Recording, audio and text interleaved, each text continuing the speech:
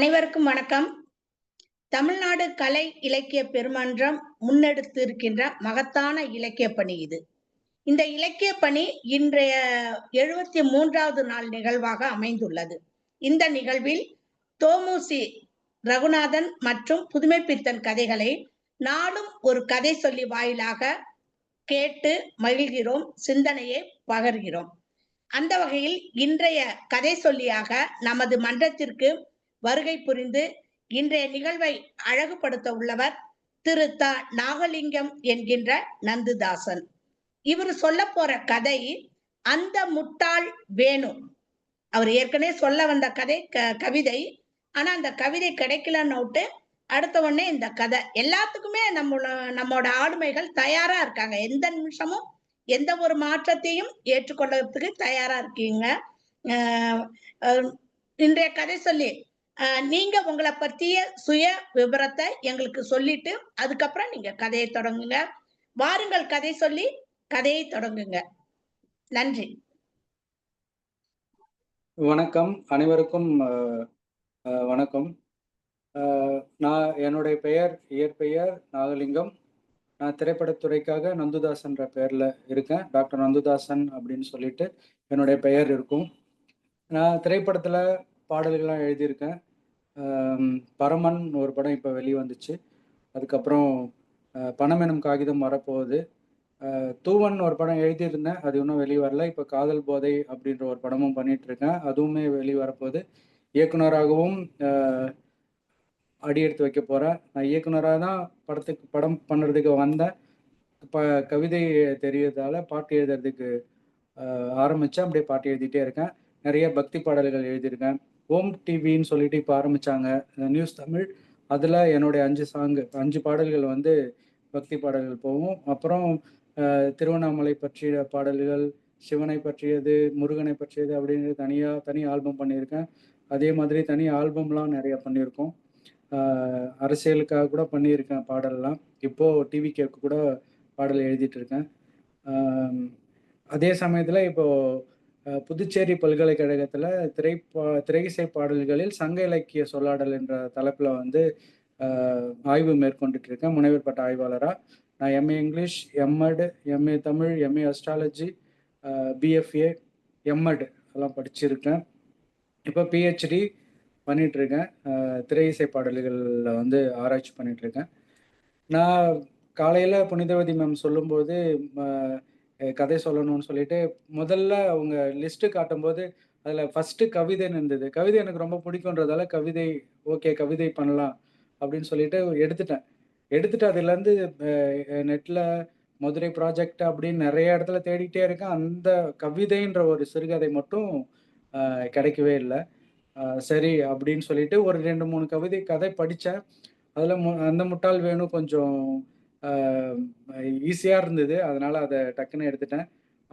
இந்த பாவி கூட படித்தேன், அதுவும் நல்லா தான் இருந்தது. அந்த முட்டாள் வேணும் இப்போ வந்துட்டு அதை நான் சொல்ல ஆரம்பிக்கலாமா மேம்? ஆரம்பிங்க.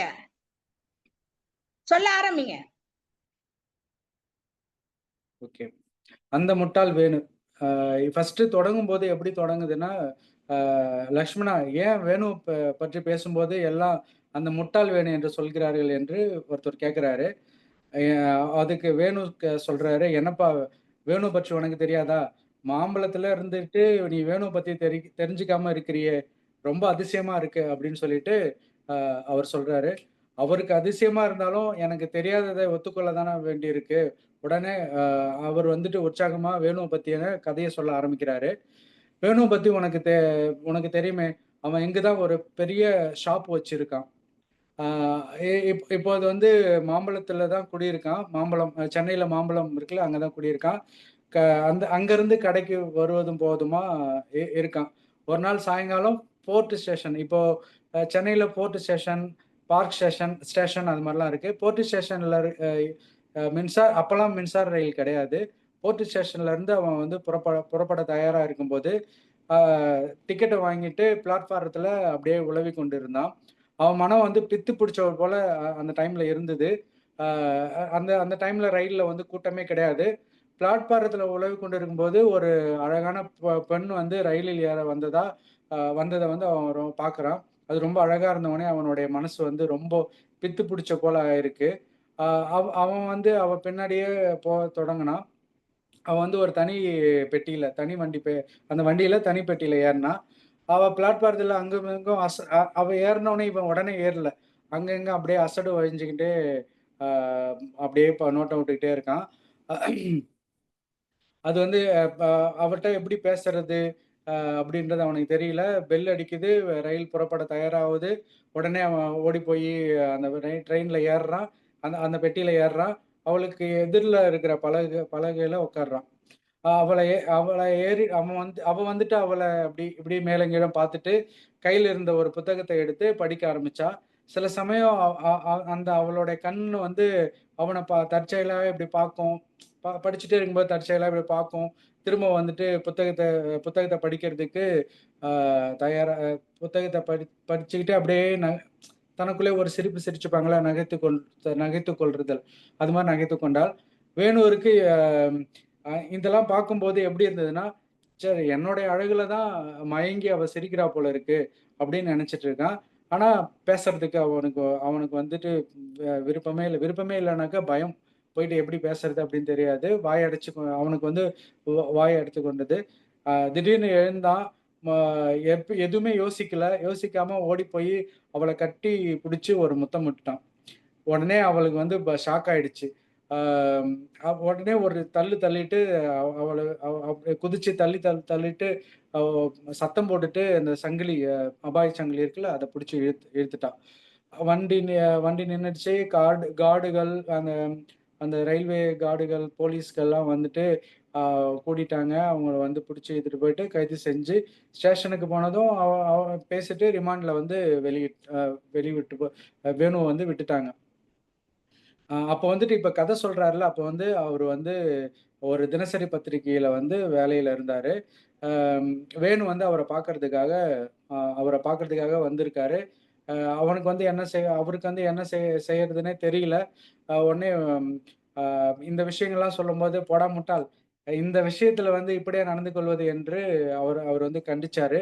சரி வேறு வேறு வழி இல்ல. உடனே அவன பார்த்தாலும் கொஞ்சம் பாவமா இருக்கு.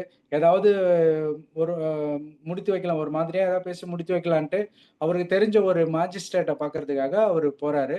அம் அப்பதான் அவருக்கு தெரியுது, அந்த பொண்ணோட பேரு சாந்தா. அவ அவ வந்து பிராமண ஜாதிய பெண் என்று. அ அப்பா இறந்து விட்டதால, அவர் சித்தப்பா வீட்ல வசிக்கிறதா அப்பதான் தெரியுது. உடனே அவ வந்துட்டு ஒ இங்க வந்து அவர் வந்து உபாத்தியாயினியாக அப்படின்னு போட்டிருக்காரு. உபாத்தியாயினியாக அப்படின்னா, ஆசிரியர் அப்படின்ட்டு நான் இப்ப தான் சர்ச் பண்ணி படிச்சேன். எனக்கு சமஸ்கிருதத்துல அவ்வளவா இது இல்ல. இவரோட கதைகள் கொஞ்சம் படிக்க ஆரம்பிச்சேன். நெறைய சமஸ்கிருத வாசனை வந்து வீசிட்டு இருக்கு. ஆ பரவால்ல. உபாத்தியாயினி அப்படின்னு சொல்றாரு. உபாத்தியாயினின்னா ஆசிரியரா வேலை பார்த்துட்டு இருந்திருக்கா. மாஜிஸ்ட்ரேட் வந்து அந்த அந்த பெண்ணின் சித்தப்பாட்ட தான் கேஸ் போட்டிருக்காரு.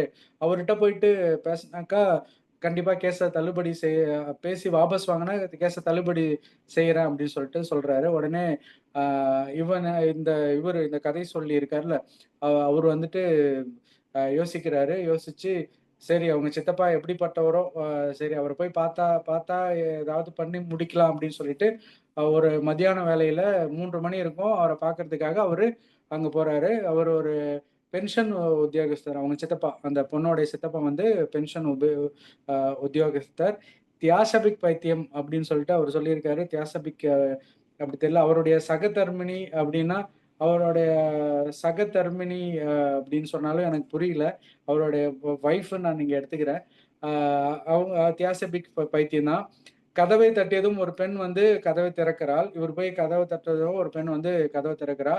ரொம்ப அ நல்ல அழகியா பார்த்தவுடனே ரொம்ப அழகி, "ஓ! இவள் தானா?" அப்படின்னு சொல்லிட்டு அவர் நினைச்சுக்கிறார். இந்த பொண்ண பார்த்து தான் அந்த முட்டாள் வந்து அந்த இது பண்ணானா? இந்த பொண்ணு இவ்ளோ அழகு. சரி அவர் பண்ணது அந்த அந்த முட்டாள் பண்ணதுலயும் எந்த ஆச்சரியமும் இல்ல அப்படின்னு சொல்லிட்டு நெனச்சுக்கிறாரு இவரு. உடனே இவரு வந்து போய் வீட்ல போய் பார்த்த உடனே, "சித்தப்பா இருக்காரா?" அப்படின்னு கேட்கிறாரு. அ அந்த பொண்ணு வந்து உள்ள அழைச்சுக்கிட்டு போறாங்க. அவங்க சித்தப்பாவுக்கு வந்து ஒரு பத்திரிக்கையாளர் தன்னை தேடி வந்துட்டாருன்னோனே ரொம்ப அவரோட உற்சாகத்துல வந்து தலைகால் புரியல அப்படி ஏன்னா அவருக்கு வந்து அந்த தியசாபிக் பைத்தியம் அப்படின்னு போட்டிருக்கிறதால கண்டிப்பா அவர் பத்திரிக்கையில ஏதோ அந்த இது படிக்கிறதுல ஏதோ அவர் ரொம்ப விருப்பப்பட்டவர். பத்திரிக்கையாளரே தேடி வந்திருக்காரு அப்படின்னோடனே அவருக்கு ரொம்ப ஆஹ் ஆஹ் ரொம்ப அதான் பத்திரிக்கை மேல ஒரு பிரேமை இருந்தது அப்படின்னு போட்டிருக்காரு. பிரேமை இருந்ததுன்னா காதல், பிரேமைனா காதல், அன்பு, அந்த மாதிரி பத்திரிக்கை மேல அவருக்கு ஒரு நாட்டம் இருந்தது. ஒரு பத்திரிக்கையாளரே தேடி வந்திருக்காரு அப்படின்னு சொல்லிட்டு ரொம்ப சந்தோஷம் அடைஞ்சாரு. அப்ப குசல பிரச்சனம் அப்படின்னா நீங்க எப்படி இருக்கீங்க, நான் எப்படி இருக்கிறோம் அப்படின்ற அந்த அந்த விஷயத்தெல்லாம் பேசிட்டு நான் அதுக்கப்புறம் நான் வந்த காரியத்தை சொன்னேன் அப்படின்னு சொல்றாரு. யார் இந்த கதை சொல்லி இந்த பத்திரிக்கையாளர். இந்த கதை இந்த இந்த விஷயத்தை பத்தி இந்த இந்த கேஸை பத்தி வெளில சொல்லி விஷயம் அதிகமாகி அது ரொம்ப பிரபலமாச்சுன்னா பிரச்சாரம் ஆயிடுச்சுன்னா அது பேச்சுக்கிடம், அவங்க எல்லாரும் பேசுறதுக்கு அது ஒரு இடமாயிடும் அப்படின்னு சொல்லிட்டு அவர் சொல்றாரு. அது வந்து உங்க பொண்ணுக்கு தான் அவமானமா ஆகும், அதனால நீங்க வந்து அதனால அதை கைவிடுறது நல்லது அப்படின்னு சொல்லிட்டு அவர் சொல்றாரு. உடனே அவங்க சித்தப்பா, அந்த பொண்ணோட சித்தப்பா ஒரு முடிவு சொல்லவே இல்லை, அவங்களுடைய ஒய்ஃபை கேட்டுட்டு சொல்றேன் அப்படின்னு சொல்லிட்டு சொல்றாரு. ஆனா கேஸ் மறுநாளைக்கு கோர்ட்டில் அடுத்த நாளே கேஸ் வந்து கோர்ட்டுக்கு வருது. அதனால வந்துட்டு மறுநாள் கோர்ட்டில் கேஸ் வரப்போகுது அப்படின்னு சொன்னதால ஏதாவது செய்வதா இருந்தா இன்னைக்கே ஆரம்பிச்சிருங்க அப்படின்னு சொல்லிட்டு அந்த பத்திரிகையாளர் சொல்றாரு. நான் அவர் உடனே திருவல்லிக்கேணிக்கு சொல்லி தாம் மறுமுறை திருவல்லிக்கேணிக்கு நான் போறேன், போயிட்டு நான் வர வரைக்கும் நீங்க கொஞ்சம் இங்க வெயிட் பண்ணுங்க அப்படின்னு சொல்லிட்டு அவரு இங்க விட்டு போறாரு. வீட்டுல பார்த்தா இப்போ அந்த அந்த பத்திரிகையாளர், அந்த பொண்ணு, அந்த ரயில்ல வந்த பொண்ணு, அது தவிர வேற யாருமே கிடையாது. உடனே கொஞ்சம் கொஞ்சம் கொஞ்சம் மௌனமா இருந்துட்டு அவள்கிட்ட பேச ஆரம்பிக்கிறாரு. இந்த கேஸ்னா இந்த இந்த இந்த கேஸால எவ்வளவு தொந்தரவு இருக்கு. கோர்ட்டின் முன் நிற்கும்போது எத்தனை பேர் சிரிப்பார்கள். நமக்குள்ளாக ஒரு பேச்சுக்கு சொல்கிறேன், இந்த முட்டாளுக்கு புத்தி கற்பித்து விட்டு வேறு வண்டியில் ஏறியிருந்தால் இந்த கூக்குரல் இடாமல் என்று அவர் சொல்லியிருக்காரு. இந்த முட்டாளுக்கு வந்து ஒரு புத்தி சொல்லிட்டு நீ வந்து சத்தம் போடாம நீ வேற வண்டிக்கு போயிருந்தாக்கா பிரச்சனை இருந்திருக்காதுல்ல அப்படின்னா, உடனே அவ வந்து சிரிச்சுட்டு நான் நீங்க சொல்றதெல்லாம் சரிதான். அந்த சமயத்துல வந்து அந்த அந்த அந்த சமயத்துல எனக்கு என்ன செய்யணும்னு தெரியல. அவன் அந்த பைத்தியக்காரன் எனக்கு கொல்ல வரான்னு நினைச்சிட்டு நான் பயந்துட்டேன். அதனாலதான் நான் வந்துட்டு அந்த மாதிரி பண்ண வேண்டியது ஆயிடுச்சு அப்படின்ட்டு அவ விளக்குறா. உடனே இந்த பத்திரிக்கையாளர் சிரிச்சுட்டு மன்னிக்க வேண்டியதுதான் என்று ஒப்புக்கொள்ளுங்கள். எப்படி இருந்தாலும் தங்களை போன்ற அப்படின்னு சொல்லிட்டு, எப்படி இருந்தாலும் உங்களை போல ஒரு அழகியை பார்த்தா யாருக்கும் அப்படி தோணும் அப்படின்ற மாதிரி ஒரு இது சொல்லி முடிக்கிறாரு. இதுல வந்து அதிசயம் ஒன்றும் இல்லை அப்படின்னோடனே அந்த பொண்ணு வந்துட்டு சொல்லிட்டு அவர் சிரிக்கிறாரு. அந்த பொண்ணு அதிகமா அதை பார்த்து சிரிக்கிறது. ஆசைக்கும் செய்கைக்கும் எவ்வளவு வித்தியாசம் இருக்கு. ஆசைக்கும் நம்ம படுற ஆசைக்கும் அது எந்த இடத்துல அதை பண்ணணும், எப்படி பண்ணணும் அப்படின்றது இது இல்லாம அந்த முட்டாள் அப்படி பண்ணிட்டாருன்ற மாதிரி ஆசைக்கும் செய்கைக்கும் நிறைய வித்தியாசம் இருக்கு, எவ்வளவு வித்தியாசம் இருக்கு அப்படின்னு சொல்லிட்டு அவ சொல்றா. உடனே இந்த பத்திரிகையாளர் சொல்றாரு, நான் உங்களை இப்ப முத்தம் முட்டா என்ன செய்வீர்கள் அப்படின்னு கேட்கிறாரு. உடனே அதுக்கும் இதுக்கும் வித்தியாசம் இல்லையே அப்படின்னு சொல்லிட்டு நேரா அவருடைய கண்ணை பாக்குறா. ரெண்டுமே ஒண்ணு இல்லைன்னு எனக்கு தெரியும் அப்படின்னு சொல்லிட்டு அவர் சொல்றாரு. சரி, அப்பனா நீங்க அவனை போல ஒரு முட்டாளா அப்படின்னு கேட்கிறா இந்த பொண்ணு. மேலும் உங்களை போல் அப்படின்ட்டு கடைக்கண்ணால் நோக்குதல். உங்களை போல இருந்தா அப்படின்னு சொல்லிட்டு அப்படியே ஒரு நக்கலா நக்கலா இல்ல, ஒரு ஆசையா அப்படி கடைக்கண்ணால பார்ப்பாங்கல்ல, அவனை விட இப்போ இவரை பார்த்தாக்கா அப்படி அவளுக்கும் ஆசை இருக்கிற மாதிரி அந்த அந்த அந்த விஷயத்துல சொல்றாரு. உடனே அவள் அந்த பொண்ணு தடுக்க முயலுமில் டக்குன்னு இவர் போயிட்டு அந்த பொண்ணோட கணத்துல மறுபடியும் கன்னத்துல முத்தம் பண்றாரு. உடனே முத்தம் விட்டுட்டு சொல்றாரு, சாரி மன்னிச்சிருங்க, எனக்கு அந்த வேணுகோபால் கோர்ட்டுக்கு செல்ல வேண்டும் என்று ஆசை என்று அவர் வந்து சொல்லியிருக்காரு. உடனே ஏன் அப்படின்னு கேக்குறா. உங்களை போல ஒரு அழகிய பார்த்ததே கிடையாது நானு. இந்த இது பார்த்ததோட இதை நான் உங்களை ஒரு முத்தம் இட்டது வந்து எனக்கு கிடைச்ச பெரிய வெற்றி. இதுக்கு எந்த தண்டனை வேணாலும் எனக்கு நான் கொடுத்தா நான் ஏத்துக்குவேன் அப்படின்னு சொல்லிட்டு அந்த பத்திரிகையாளர் சொல்றாரு. உடனே அவளும் சிரிக்க ஆரம்பிச்சா. நீங்க வேடிக்கைக்காரரா இருக்கிறீங்களே அப்படின்னு சொல்லிட்டு அவ சொல்றா. அவ அவ அவ சொல்லி முடிக்கிறதுக்குள்ள இவன் திரும்ப போயிட்டு திரும்ப அவளை அணைச்சி கன்னத்துல, உதட்டுல எல்லாத்துலயும் முத்தம் கொடுக்குறாரு. முத்தம் கொடுத்துட்டு உடனே அந்த பொண்ணு தன்னை விடுவிச்சுட்டு, நீங்க மிருகம், உங்ககிட்ட பேசினதே தப்புதான் அப்படின்னு சொல்லிட்டு அவ வந்து தள்ளி விடுறா. மன்னிச்சிடுங்க, மன்னிச்சிடுங்க, நான் வந்து உங்களை காதலிக்கிறேன் அப்படின்னு அந்த பத்திரிக்கையாளர் சொல்றாரு.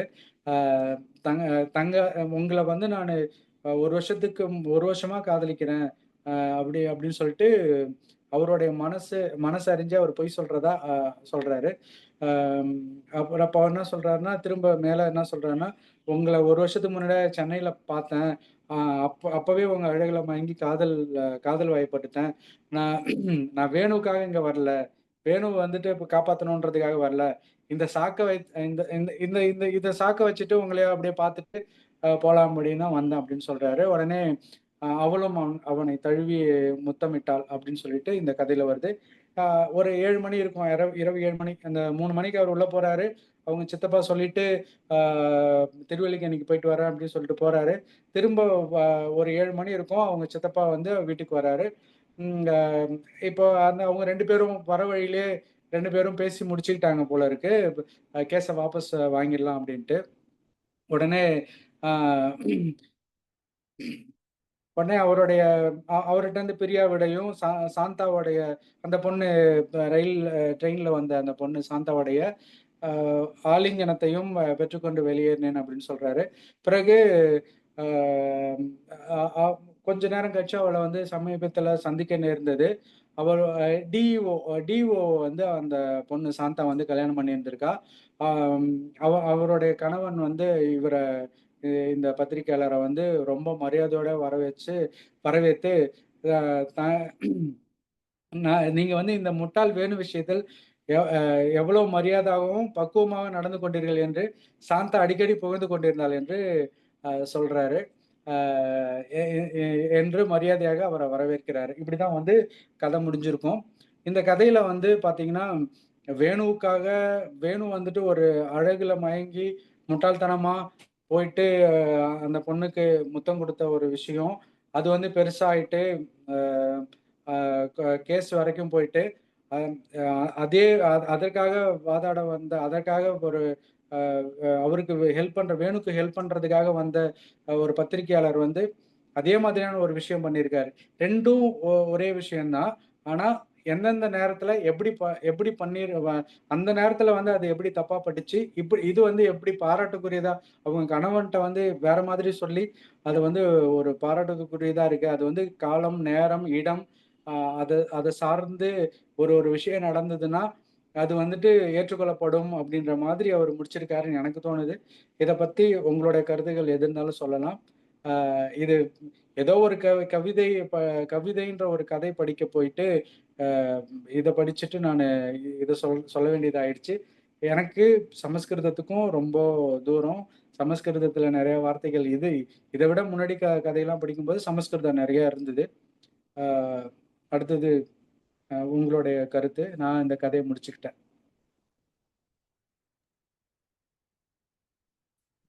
நன்றி நன்றி. ரொம்ப நல்லா கதை சொன்னீங்க. வளரும் இயக்குனரும் பாடலாசிரியருமான தாங்கள் மென்மேலும் வளர்ந்து வாழ்க்கையோட உச்சத்துக்கு வருவதற்கு தமிழ்நாடு கலை இலக்கிய மன்றம் உங்களை வாழ்த்துகிறது, பாராட்டுகிறது. அடுத்து இன்றைய கதை வந்து ஒரே ஒரு விஷயம் மட்டும் சொல்லிக்கிறேன். தமிழ்நாடு கலை இலக்கிய மன்றம் அப்படின்றது எத்தனை வருஷமா இருக்குங்க?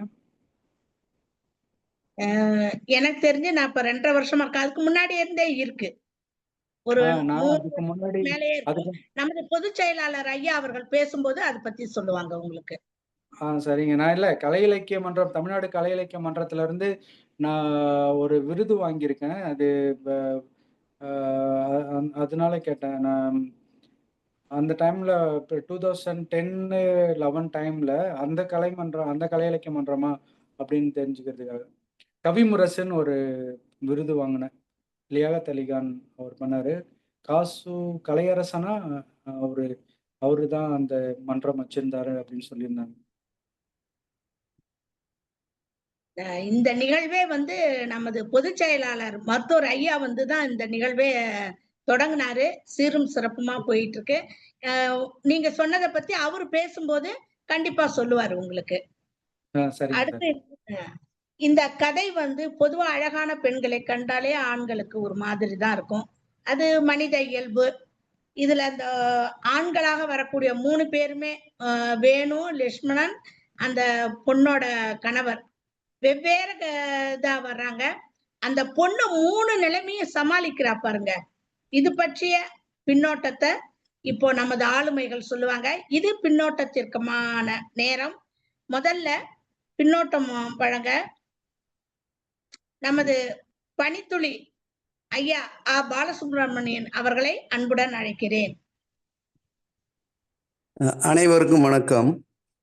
கதையை நல்லா சொன்னாங்க நந்துதாசன் அவர்கள், திரைப்பட இயக்குனர், பாடலாசிரியர். நல்லாவே சொன்னாங்க.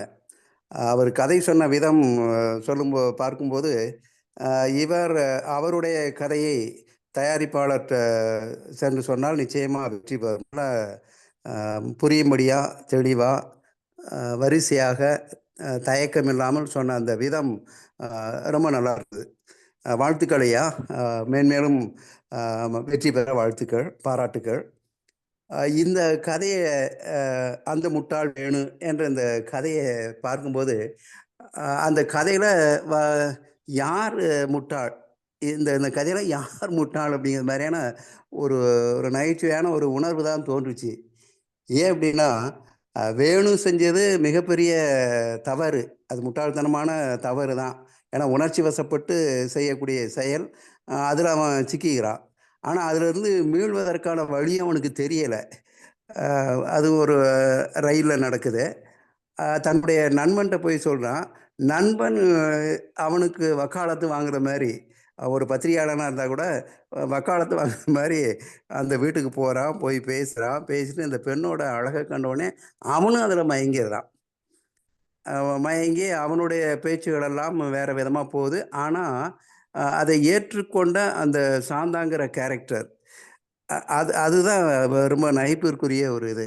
ஏன்னா வேணு திடீர்னு தன்னுடைய உணர்ச்சியை வெளிக்காட்டும் போது அது யாருக்குமே ஒரு அருவருப்பை தான் ஏற்படுத்தும். ஏன்னா காதல்ங்கிறது மென்மையானது. காதல்ங்கிறது எடுத்த உடனே சரண்டர் ஆவாங்க அப்படின்னு ஒருவர் அடைக்கலம் ஆவாங்க அப்படின்னு திடீர் எதிர்பார்ப்பு அப்படிங்கிறது எப்பவுமே இருக்காது. அதுக்கு அப்படி இருந்ததுன்னா அது காதலே இல்லை. அப்போ காதல்ங்கிறது என்ன அப்படின்னா ஆழ்ந்த அன்பு இருக்கணும், ஒரு ஈர்ப்பு இருக்கணும், ஒரு பிணைப்பு இருக்கணும். இந்த 3ஐயும் உள்ளடக்கிய ஒரு சிக்கலான உணர்வு தான் இந்த காதல்ங்கிறது.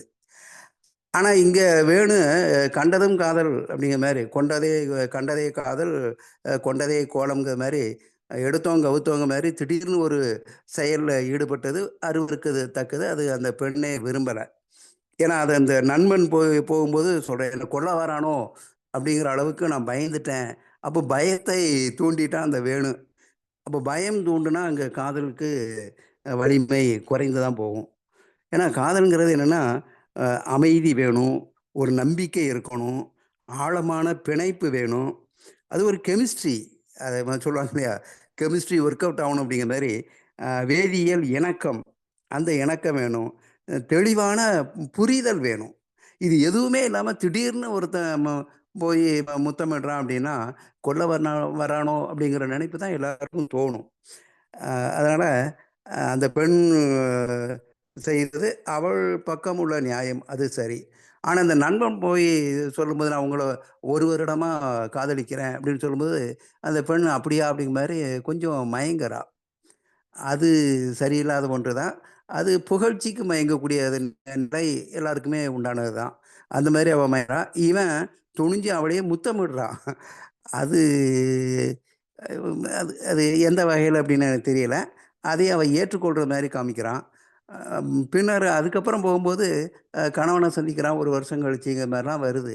அவங்கள பற்றி சொன்னா நீங்கள் பக்குவமாக எடுத்து சொன்ன விதத்தை சொன்னான்னு சொல்லும்போது கணவன்ட்டு அந்த பெண்ணு அந்த நடந்த சம்பவங்களையே மறைச்சிருதா.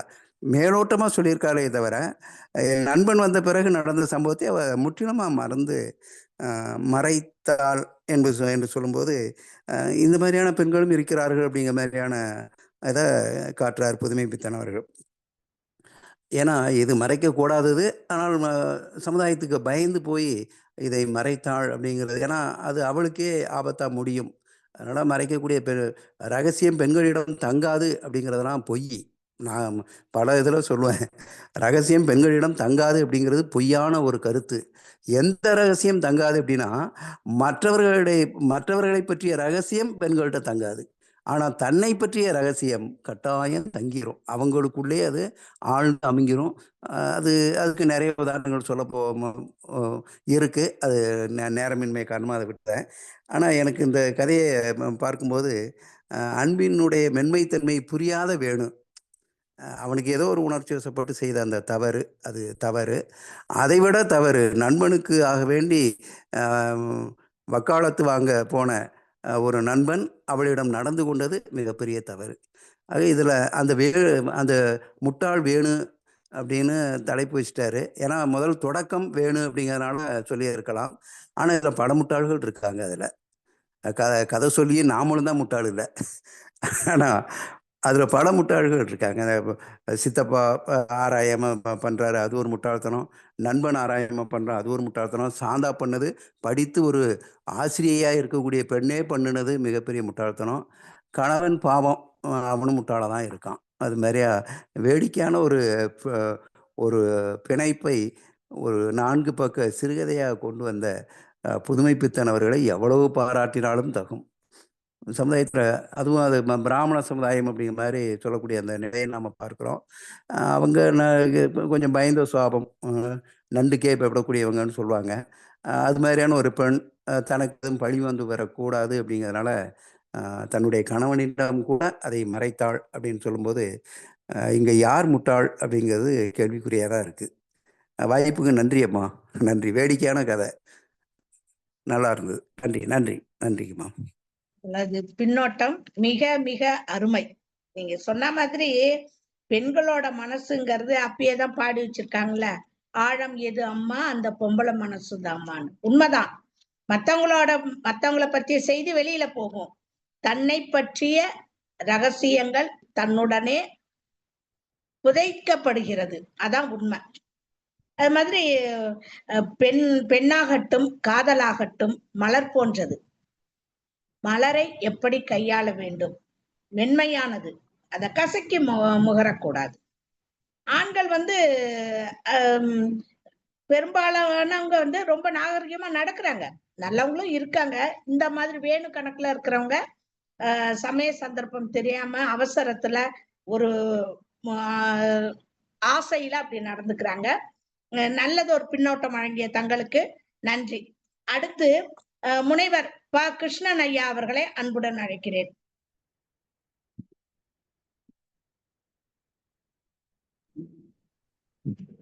அனைவருக்கும் இனிய வணக்கம்.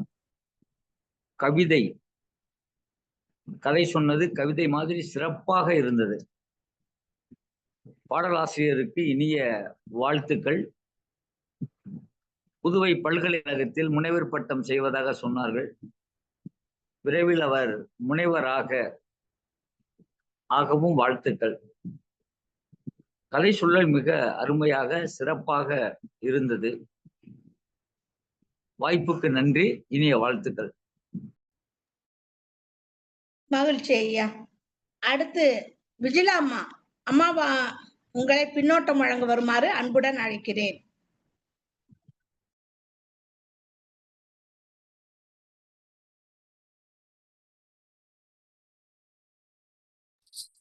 அவங்க இணைப்புல இல்லைங்கம்மா.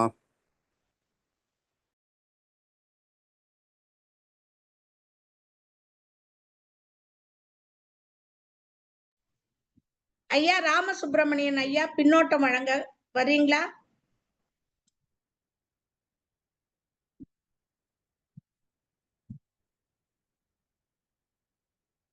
அவரு காணோம்.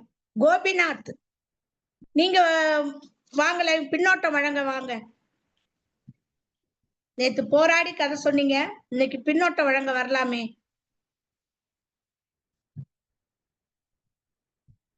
கோபிநாத், இணைப்புல இருக்கீங்க?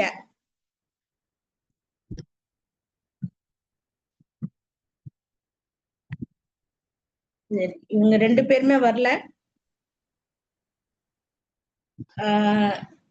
நல்ல ஒரு கதையை, சிந்தனைக்குரிய ஒரு கதை. ஒரு பனித்துளி ஐயா சொன்ன மாதிரி, யார் முட்டாள்? ஒவ்வொரு சந்தர்ப்பத்துல ஒவ்வொருத்தருமே முட்டாளாதான் தெரியுறாங்க நம்மளோட கண்ணுக்கு. இதையும் தாண்டி நமது மருத்துவர் பொதுச் செயலாளர் ஐயா அவர்கள் நிறைய விஷயங்களை இப்ப கொட்டுவாங்க பாருங்க. அறிவு மாதிரி அந்த சிந்தனைக்குரிய கருத்துக்கள் அனைத்தும் வந்து விழும். அருமையா இருக்கும். எப்படிதான் இப்படி எல்லாம் அவரு கண்டுபிடிச்சு எப்படி பேசுறாரு என்னன்னு தெரியல. ஐயா அவர்களை பின்னோட்டம் வழங்க வருமாறு அன்புடன் அழைக்கிறேன்.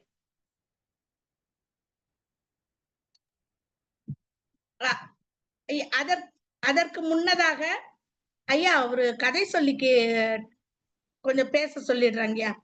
ஆமா சொல்லிடுங்க. ஆமா, கதை சொல்லி. நந்துதாசன், நீங்க ஏதாவது சொல்லணும்னா சொல்லுங்க.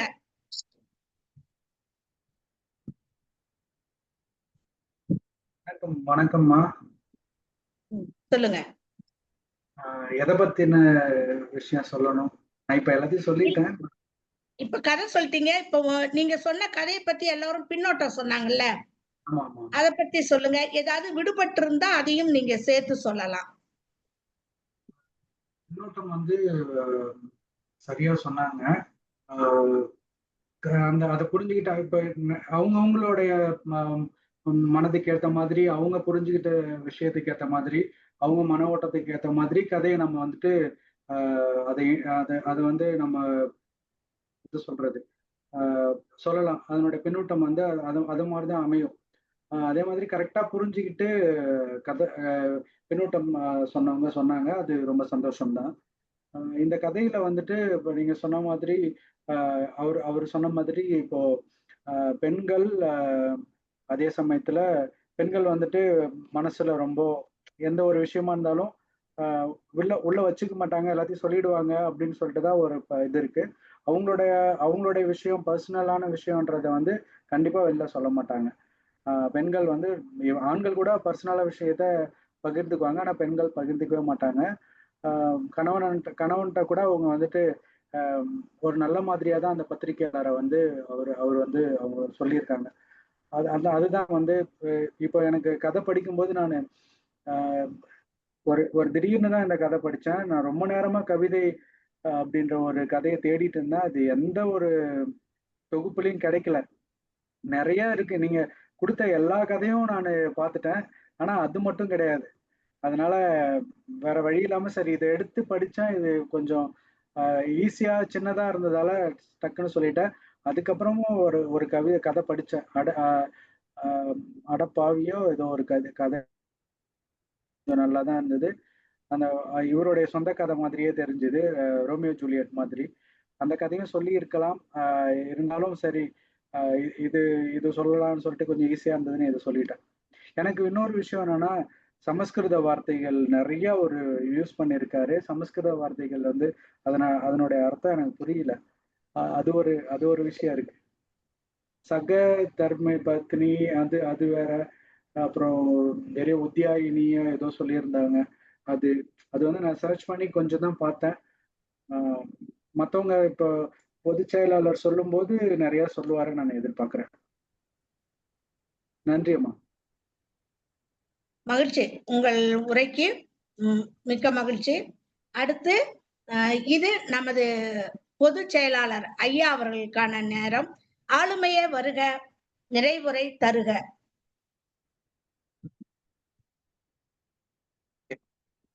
தோழர் அனைவருக்கும் வணக்கம். இன்னைக்கு ஃபுல்லா வெளியவே சுத்திட்டு இருந்தேன். இன்னைக்கு விருதுநகர் புத்தக கண்காட்சி அக்டோபர் 24 ஆரம்பிக்குது. அதனால கலெக்டரோட ஒரு மீட்டிங் முடிச்சுட்டு இப்பதான் வந்தேன். வர்றப்பதான் கவிதைன்னு ஒரு கதை இல்லையே, இது என்ன கதை அப்படின்னு கேட்டப்பதான் அந்த முட்டாள் வேணும் அப்படின்னு சொன்னாங்க. ரொம்ப அருமையா சொன்னாங்க. முனைவர் ஆய்வாளர் வந்து மிக அருமையா சொன்னாங்க. அவருடைய அவர் சொன்ன மாதிரியே நிறைய கேள்விகள் இந்த கதைக்குள்ள நிறைய இருக்குது. கலையிலை பருவம் எப்ப ஆரம்பிச்சதுன்னா 1961 இலக்கிய பேராசான் ஜீவானந்தம் அவர்களால் ஆரம்பிக்கப்பட்டது.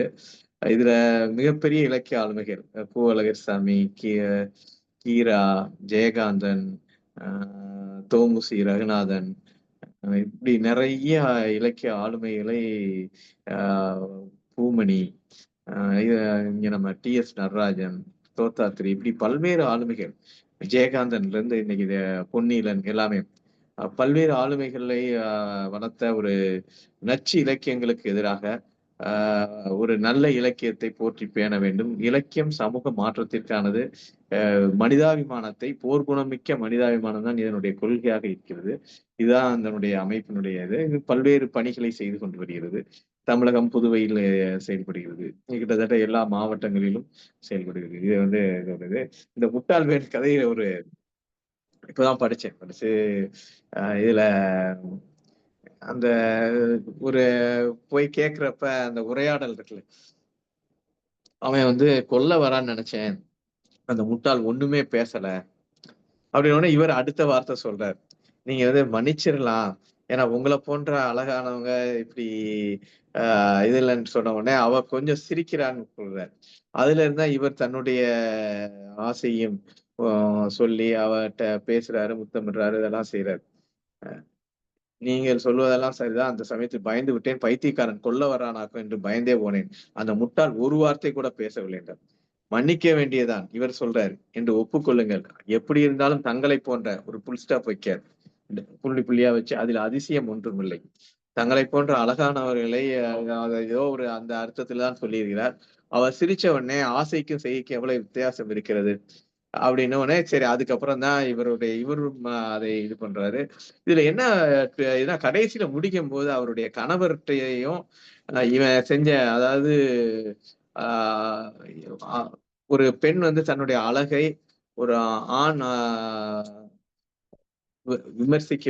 ஆராதிக்க வேண்டும் என விரும்புகிறாளா, அது அவன் அப்படி ஆராதிக்காமல் திடீர் செய்யால் அப்படி நடந்ததா? அதே நேரத்தில் ஒருவன் நீங்கள் மிகப்பெரிய அழகி என்று சொல்லி இதை பண்ணும்போது அவளுக்கு உடன்படுகிறாளா என்றது மாதிரி எல்லாம் உள்ள கொண்டு வரார். அந்த அந்த தோணி தான் நமக்கும் அது அர்த்தம் விளங்குகிறது. ஏனென்றாலும் இது ஒரு பெரிய விஷயம் இல்லைன்ட்டு அவ தன்னுடைய வீட்டுக்காட்டியதை வந்து பெருசா ஒன்னும் சொல்லிக்கல. ஐயா சொன்ன மாதிரி பெண்கள் வந்து ரகசியத்தை வைத்துக் கொள்ள மாட்டார்கள் இல்லை, அவங்க வகைத்துக் கொள்ளக்கூடியவர்கள்லாம் தேவையானது. இது வந்து ஒரு வாழணும், அவ்வளவுதான். இன்னைக்கு வந்து ரொம்ப புனிதம் அப்படின்ட்டு நிறைய இது பண்ணிட்டு வாழ்றதெல்லாம் தேவையில்லை. எப்படியாவது வாழ்ந்தாலுமே இப்ப ஏதோ ஒரு நடந்துருச்சு, ஒரு தாய் தந்தை இல்லாமல் சித்தப்பா வீட்டுல வளர்ற ஒரு பெண்ணு, சித்தப்பா சித்தி வந்து வெளியே போயிருக்காங்க. அப்படிதான் அந்த கதையில் சகதர்மினியோடு சேர்ந்து போனார்னு ஒரு புது மனிதரை வைத்து விட்டு அவங்க செல்வாங்களான்றது தெரியல. ஏன்னா நாளைக்கு கேஸ் வரப்போகுது, கேஸ் வந்தா இவங்களுடைய இது பிரச்சனை இன்னும் நிறைய வரும்ன்றதுக்காண்டி போய் திருவல்லிக்கேணி போனாங்கன்றாரு. அது திருவல்லிக்கேணின்றது காவல் நிலையமா இல்ல கோர்ட் இருக்கிற இடமான்றது தெரியல. இந்த இன்னொரு உள்ள வைக்கிறது, அந்த சித்தப்பா வந்து அவங்க சித்தப்பாவும் சித்தப்பாவினுடைய மனைவியும் தியாலஜி அது என்ன சொல்றாரு, அதுல எதுவும் உள்ள விஷயம் வச்சிருக்காரான்றத பாக்கணும். என்னன்னா அந்த என்ன சொல்றாரு சித்தப்பா இருக்கிற இந்த சொல்றாரு தியாசபி பைத்தியம்ன்றாரு. பென்ஷன் உத்தியாகஸ்தார் தியாசபி பைத்தியம். அவருடைய சகதர்மனியும் அப்படித்தான். அப்ப தியாசபியினுடைய கொள்கைகள் என்ன, கருத்துக்கள் என்ன, அதுக்கும் இதுக்கும் சம்பந்தம் இருக்கான்றது. நேரம் கம்மியாக இருந்ததுனால இப்பதான் வந்து ஒரு 8 மணி அதை ஓபி பார்த்துருந்ததுனால அதை உள்ள தியாசபியே என்ன நம்ம இது வேணும். உபாத்தினி அது வந்து அதையும் ஒரு விருந்தினராக இருக்கக்கூடியவரா அப்படின்னு தெரியல. இன்னும் கூட அந்த கதையை இன்னொரு தடவை படித்து உள்ள ஒவ்வொரு இதுவும் சென்று பார்க்கும்போது நமக்கு இன்னும் சில பொதுவா புதுமை பித்தன் கதைகள்ல படிக்கும் போது ஒண்ணு தெரியும். நீங்கள் அந்த ஒவ்வொரு வார்த்தைக்கும் அர்த்தம் தேடி போனால் இன்னும் அந்த வார்த்தை விரிவடைஞ்சுக்கிட்டே போகும். அந்த கதை வந்து இன்னும் பிரம்மாண்டமாகவும் அழகுணர்ச்சி கூடும், கருத்துக்களும் கூடும். அப்படிப்பட்ட இது உள் சூட்சமங்கள் இதுல வந்து அந்த தியாசபிலையும் உபாயத்தினிலையும் உள்ள இருக்கா அப்படின்ற அவங்க அவங்க இந்த ஆண் பெண் உறவுகளை பத்தி என்ன சொல்றாங்க, அழகை பத்தி என்ன சொல்றாங்க, இவ்வளவு போன்ற மிகப்பெரிய அழகி இந்த சாந்தா. அப்ப அந்த அழகு சொல்றது 1934 எழுதியிருக்காரு. இந்த இதெல்லாம் நாம் இன்னும் கொஞ்சம் விரிவாக நேரம் இருந்திருந்தால் அதெல்லாம் நம்ம பார்த்து இருந்துட்டு பேசியிருக்கலாம். இப்போது கிடைத்த இந்த இது வந்து ஒரு ஐயா பனித்துளி ஐயா சொன்ன மாதிரி இந்த கதையினுடைய போக்கு அது மாதிரிதான் இருக்கிறது. முனைவர் பட்ட ஆய்வாளர் தன்னுடைய முனைவர் பட்ட ஆய்வை முடித்து மிகச்சிறந்த கல்வி பணி பேராசிரியராக பணியாற்ற தமிழ்நாடு கலை இலக்கிய பெருமன்றத்தின் சார்பாக வாழ்த்துக்களை தெரிவித்துக் கொள்கிறேன். நன்றி.